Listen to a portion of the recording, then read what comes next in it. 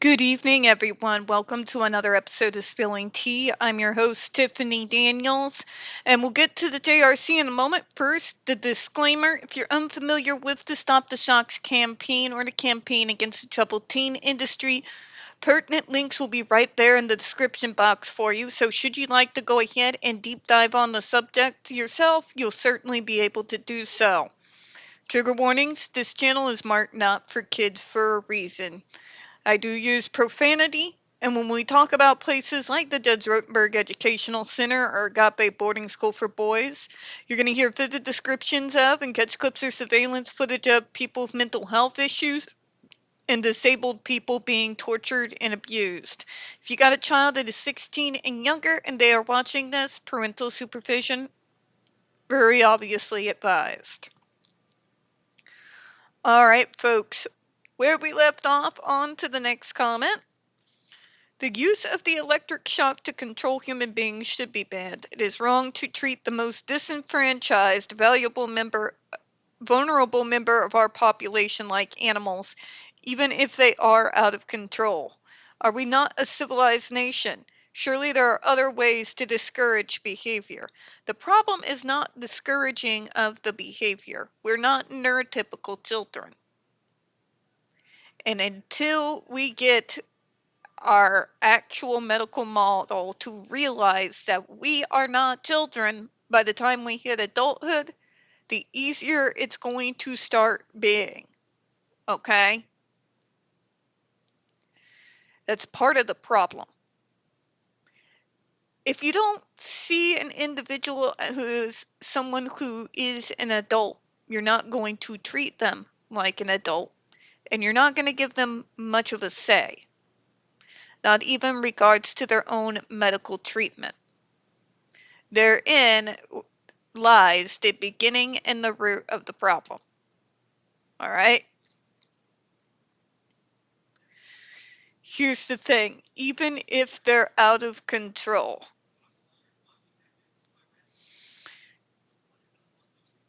when neurodivergence, when we have our behaviors, we are aware after the behaviors happen that they are not good behaviors to have. We got the memo that such types of behavior is frowned upon in this neurotypical society. Okay? Those actions, when they occur, are involuntary. It's not something we are willfully and knowingly doing. Okay? This is not the teenage rebellion of a neurotypical.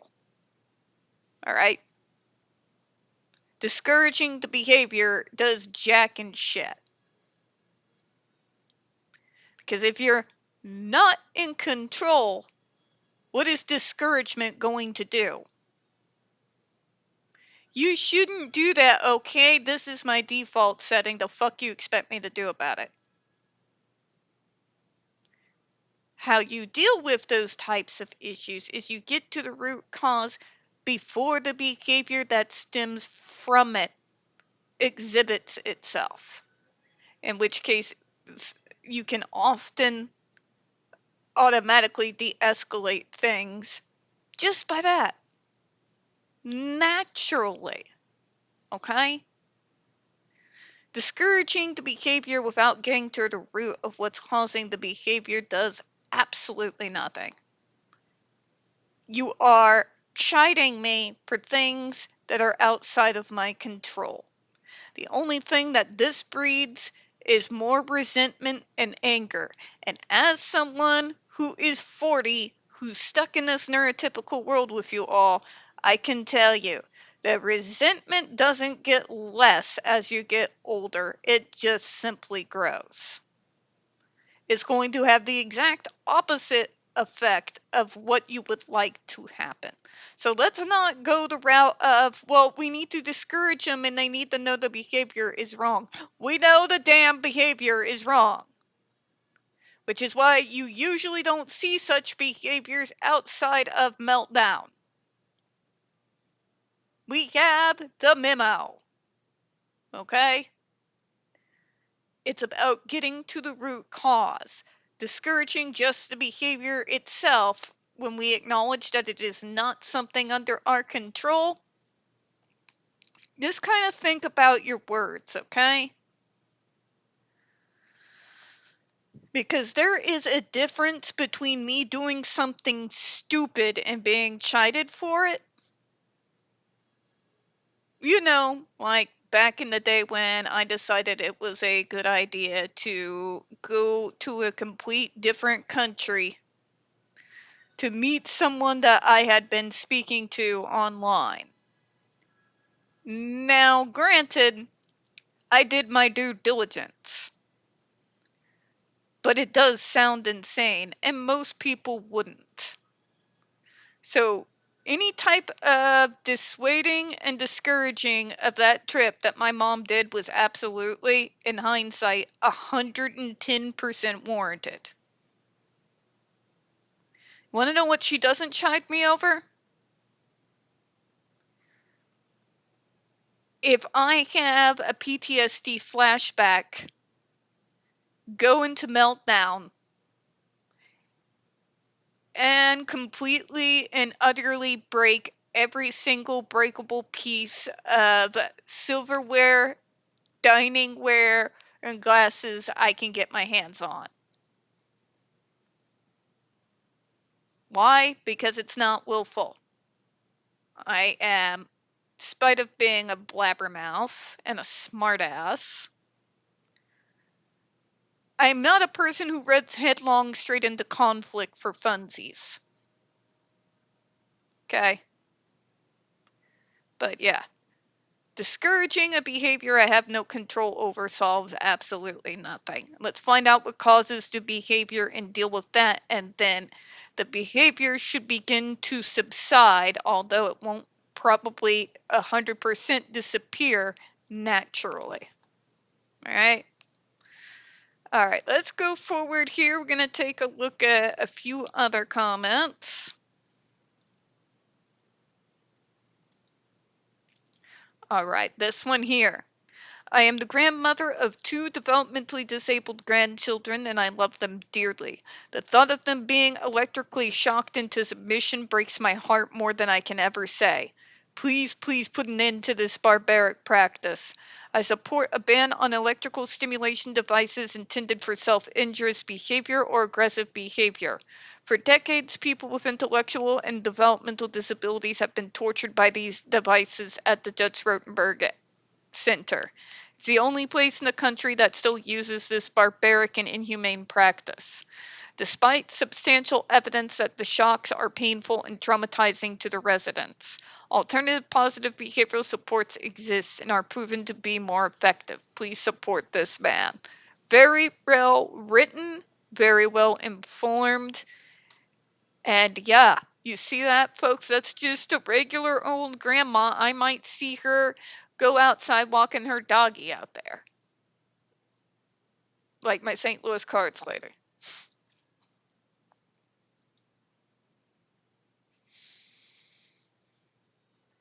Alright, let's take a look at this one. Here, this one says banning shock devices that can be used on people who are experiencing a mental health crisis is a very good idea. Please do so.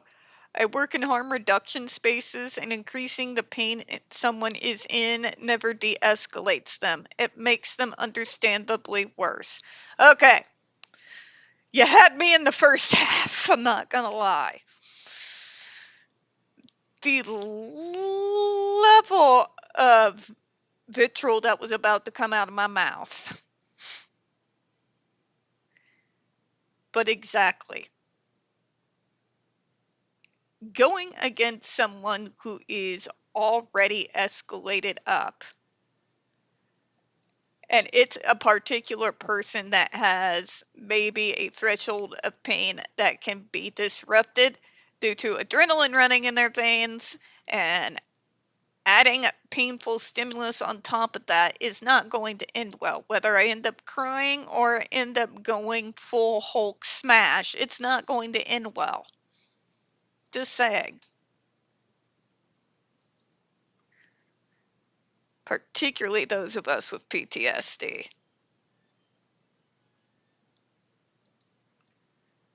All right, here we go.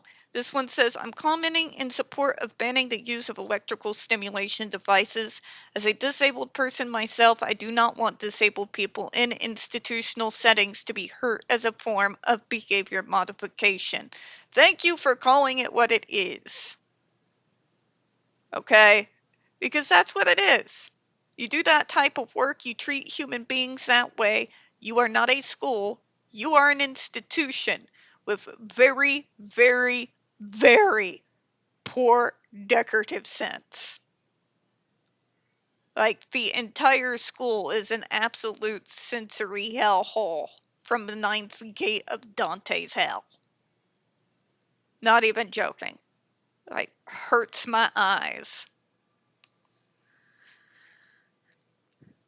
There are other methods that work without causing harm to disabled people and are less traumatizing. Depends. We're talking ABA. Yep. One of these days I'll get to that series. All right, we're going to go through a couple more. I know, famous last words. All right, this one says banning electric shock devices is a good decision. I believe this should pass. Like, you notice what we're seeing here, right? The trend is the majority of these we are going through right now are in favor of the ban. All right, and this is the last one for tonight. I believe the FDA should pass a rule banning the use of electric shock devices for behavior modification.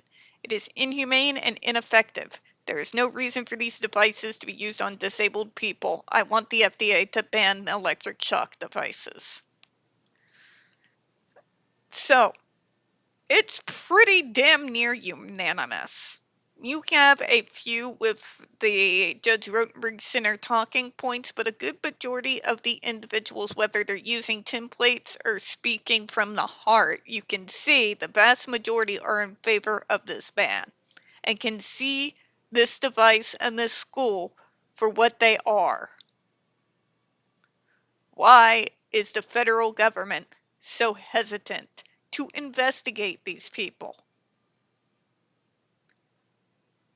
Because we've asked multiple administrations at this point, and if any school on planet Earth deserves to be federally investigated, this one is it.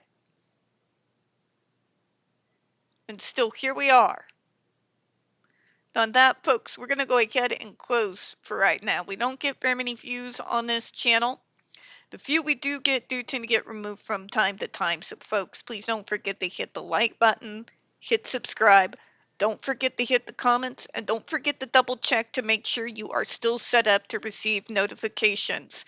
We're going to be continuing on with the HIPAA series, the Advanced Directives series, as well as the Medicaid and Down the Rabbit Hole series, and I don't want you to miss anything. I do appreciate your time, and as always, folks, we here at Spilling Tea absolutely do hope you have a good one. We'll see you all next time. Bye-bye, everyone.